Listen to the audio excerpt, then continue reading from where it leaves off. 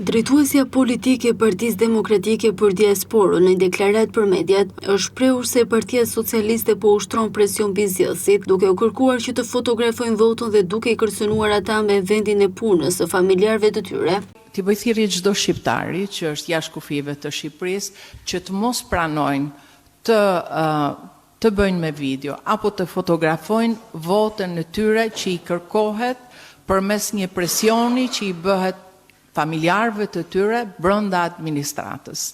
Dhe nuk është rasti se ky presion është i jashtëzakonshëm dhe nuk është rasti që edhe në raportin e dieshëm të Odir OSB-s përmendet përdorimi i aseteve publike në përmasa të palejueshme, të tmerrshme në fakt. Gjithashtu Topalli u shpreh se po përdoren të dhënat personale të zgjedhësve jashtë. Ajo theksoi se ky kërcënim i rëndi ligjit dhe privatësisë. Mesazhe të pafundme ku më thonë ku e din ato numrin tim të telefonit në Gjermani, në Itali, në Greqi, në Kretë apo në vende tjera që marrin telefon apo më çojnë mesazhe për të votuar.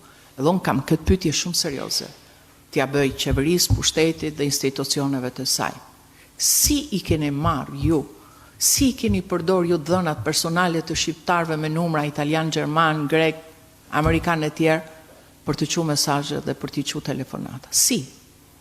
Ato duhet na japin një përgjigje, sepse përdorimi i dhënave personale është një cënim i rënd i privatësisë po dhe i ligjit në tërësi dhe i ligjeve në veçantë.